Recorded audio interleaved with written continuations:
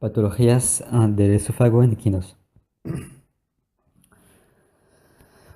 Las patologías las más comunes en el esófago son la obstrucción esofágica, el quiste, que es raro en la capa musculosa, vestigio de un quiste bronquiogénico, divertículos del esófago, que son tipo una hernia de la mucosa a través de la capa muscular, puede ser congenital o secundaria una inflamación. La estenosis del esófago, las úlceras, la esofagitis, la perforación de la pared, en la cual se denota crepitaciones, y el megaesófago, que puede ser una dilatación y una hipertrofia muscular por desórdenes neuromusculares generalizados. Hay una hipomotilidad del esófago, puede ser primaria y congenital o secundaria por una afección de la inervación o alguna anomalía vascular, por ejemplo del arco aórtico, y también puede ser secundaria a una infección crónica. La obstrucción esofágica en los equinos, si es superior a 2 horas, el pronóstico es reservado. Hay varias regiones en el esófago anatómicas que son la región postfaringea, la entrada del tórax, la base del corazón y el cardia, que son las zonas donde más se puede apreciar una obstrucción.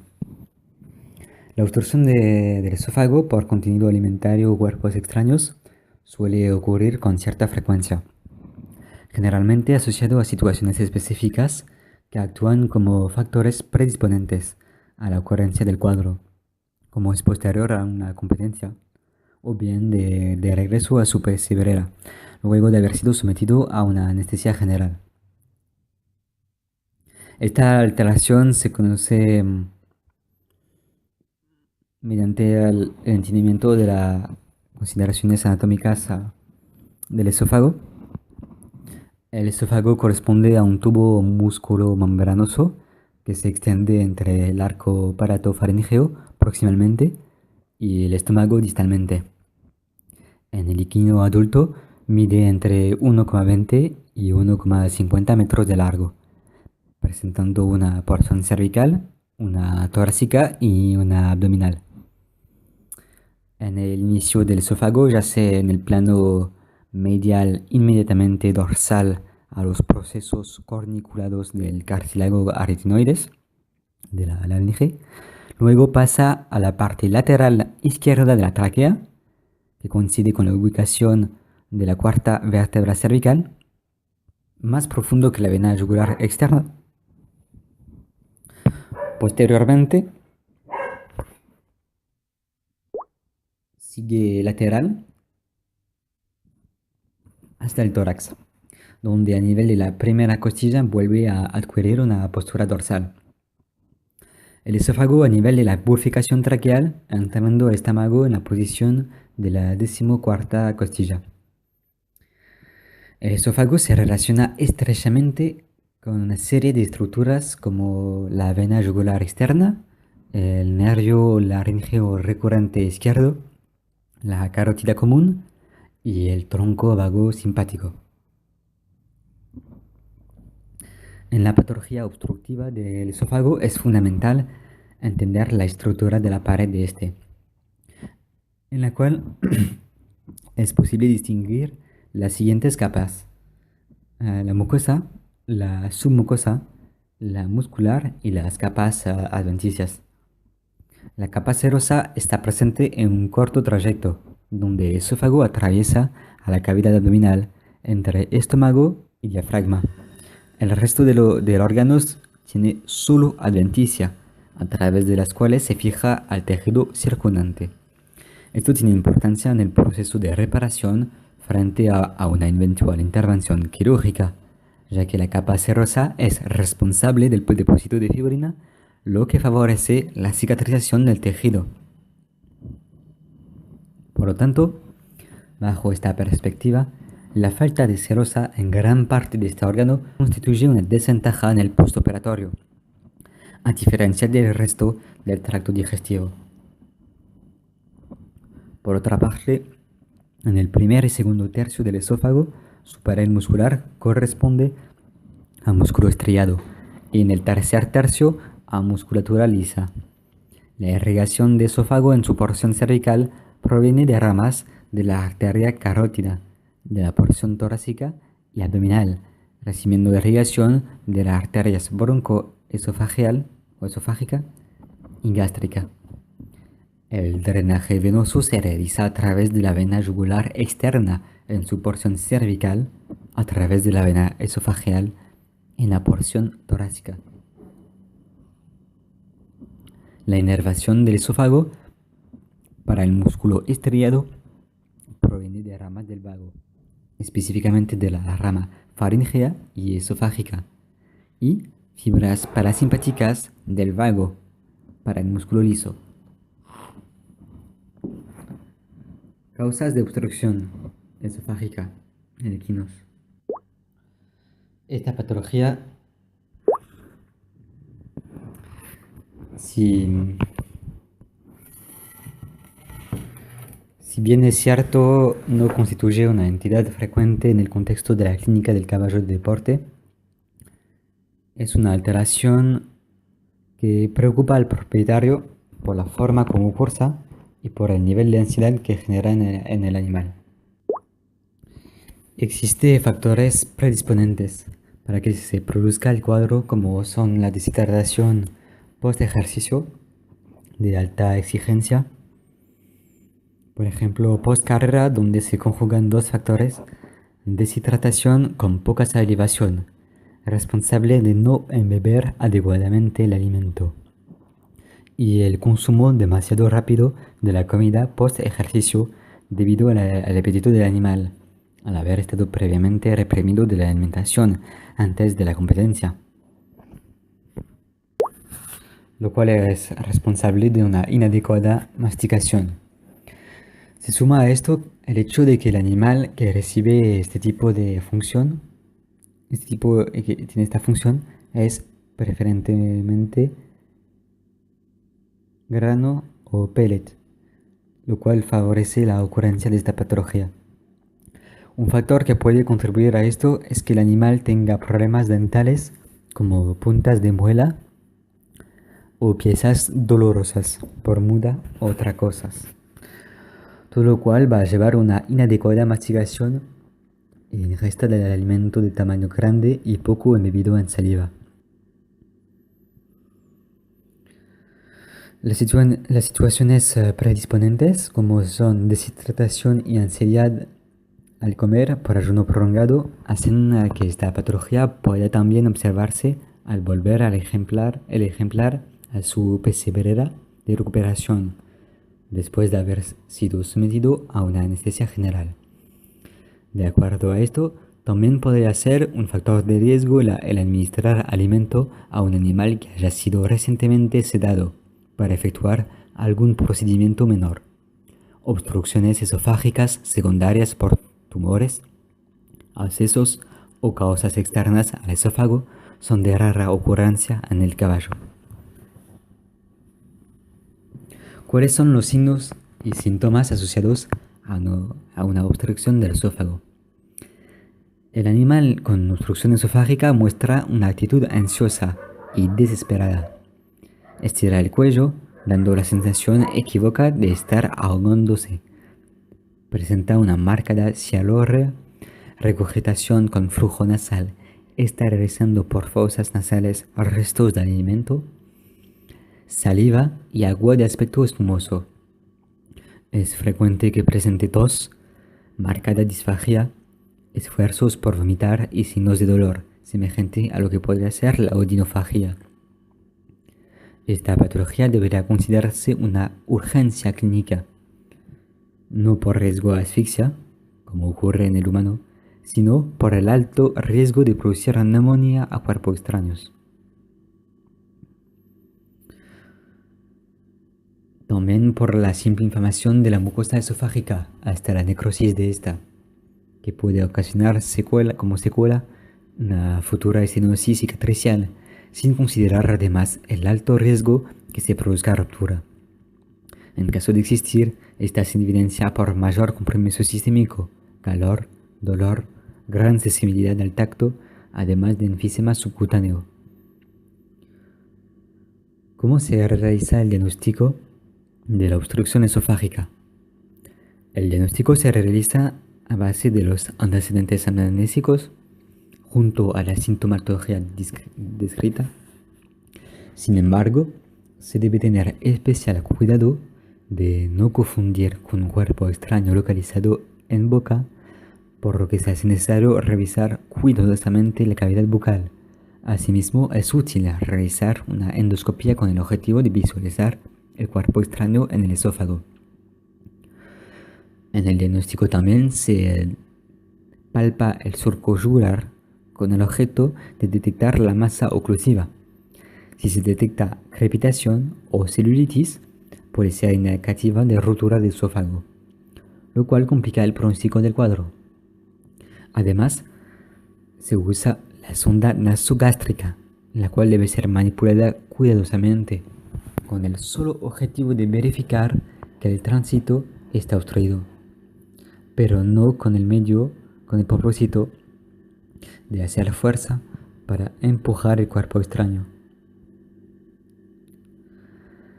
En el examen clínico general se debe realizar una exhaustiva auscultación de pulmón, con el propósito de verificar si existen signos de neumonía por aspiración o ruptura del esófago en su porción intratorácica.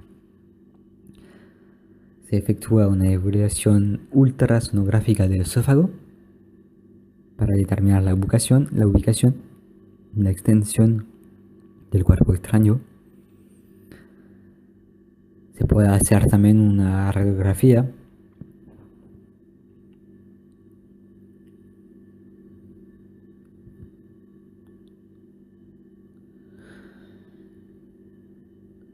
Los fármacos que se pueden emplear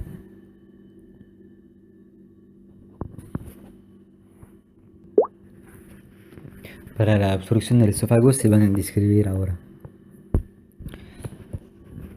El tratamiento de esta patología incluye una serie de medidas de manejo y administración de fármacos. Sin embargo, hay que destacar que un número no poco importante de los casos presentan una resolución espontánea, sin tratamiento alguno. Incluso se solucionan en el trayecto desde el box o pesebrera hasta un centro cercano de atención médica en pocos minutos. En el caso de no ocurrir esta resolución espontánea, se realiza en forma oportuna y adecuada el tratamiento tanto medicamentoso como el de manejo. Lo primero que se debe hacer para evitar el daño del animal inquieto y realizar las primeras manipulaciones del cuerpo extraño en el esófago es la tranquilización. Con este objetivo se usan drogas de tipo agonista alfa 2 por su efecto sedante, relajante muscular y analgésico. Los agonistas alfa 2 producen depresión del sistema nervioso central mediante la estimulación de receptores presinápticos centrales y periféricos, disminuyendo en forma importante a estos niveles la liberación de norepinefrina. Esto resulta en una inhibición del tono diferente del sistema nervioso simpático, central y periférico, estimulando la actividad vagal y la actividad del reflejo baroreceptor, produciendo un complejo efecto cardiovascular. Los receptores alfa 1 son preferentemente postsinápticos y los alfa 2 presinápticos, de tal manera que el efecto autorregulador de la actividad alfa 2 adrenérgicas y el efecto excitatorio de la actividad alfa 1 adrenérgica están inhibidas.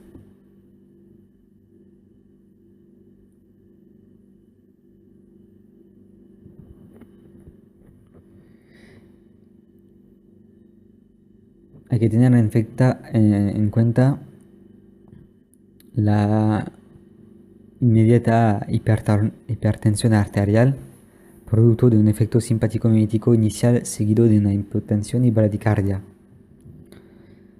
El efecto hipotensor también se relaciona a disminución del gasto cardíaco sinusal, observándose en varios casos arritmias, bloqueos auriculoventriculares por el aumento del tono vagal y de la actividad refleja barroreceptora, que puede ser contrarrestado usando atropina, además de la depresión simpática central y periférica selectiva.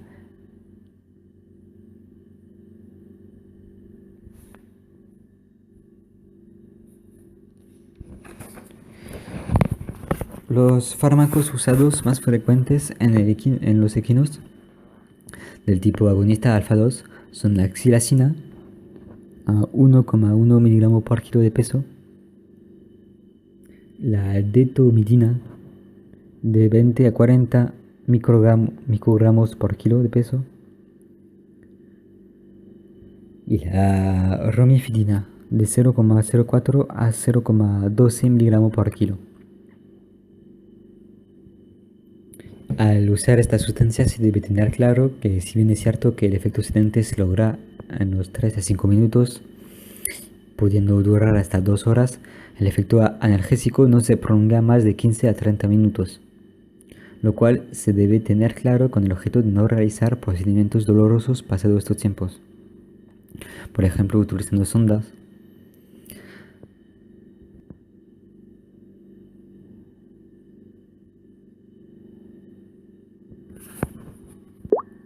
Entonces se puede emplear butorfanol para la analgesia en estos casos, además de la sedación. Otras drogas que se pueden usar en la obstrucción esofágica son sustancias anticolinérgicas, como la atropina y la butilescopolamina. Sin embargo, dado los efectos colaterales que se pueden producir, no son drogas de elección en el tratamiento. En caso de usar algunas de ellas, es preferible el uso de butilescopolamina. La butilescopolamina es un bloqueador de receptores nicotínicos N1 y N2, que tienen un rol en el músculo estriado, que es el tipo de músculo predominante en el esófago del caballo, por lo menos en los 2 primeros tercios de este. La escopolamina posee mejor efecto sedante y aumenta menos la frecuencia cardíaca con respecto a la atropina, de manera que los efectos colaterales o no deseados son menos importantes. O sea, efectos sedantes en el músculo, obviamente. Al mismo tiempo, la presentación comercial, bla, bla, bla.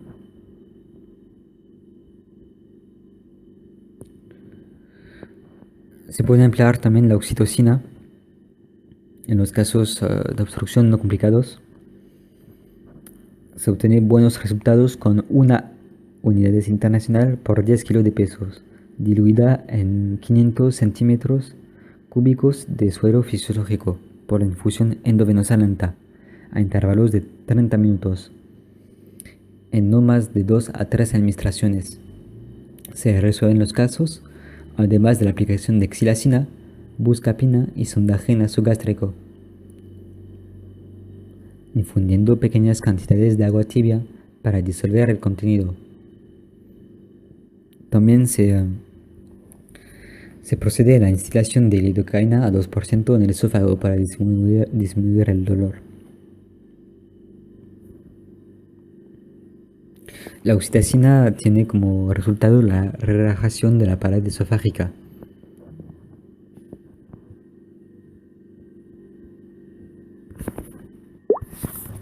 Si la cirugía parece indispensable, se coloca una sonda nasogástrica previo a la cirugía para marcar el punto de obstrucción.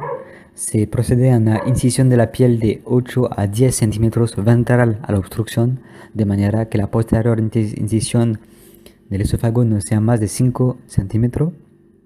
Previo a este último se debe separar el músculo esternoioideo para exponer la tráquea, hacer anestesia local, por supuesto. Se identifica la vaina carótida que contiene la arteria carótida y el nervio vagal. la cual se retrae cuidadosamente. A continuación se incide el esófago, luego se remueve el cuerpo extraño cuidadosamente de manera de no dañar la pared del órgano. Posteriormente se sutura con ácido poliglicólico 3,0 sin traspasar el lumen esofágico. La pared muscular se sutura también con el mismo material pero 2,0. Finalmente se cierra músculo y piel y se deja un drenaje por 48 horas. En el postoperatorio se influyen antiinflamatorios no esteroidales, antibióticos, alimentación después de 72 horas, solo pasto o pellet remojado en pequeñas cantidades. Se puede también emplear más tempranamente la aloe vera. La administración normal no debe ser antes de 12 a 14 días. En el caso de haber existido una fístula esofágica previa con salida de saliva, se debe mantener la sonda esofágica por lo menos 10 días. Las complicaciones más frecuentes de esta cirugía son la eventual dehiscencia de puntos y la reacción cicatricial que pueda producir en el futuro algún grado de estenosis esofágica.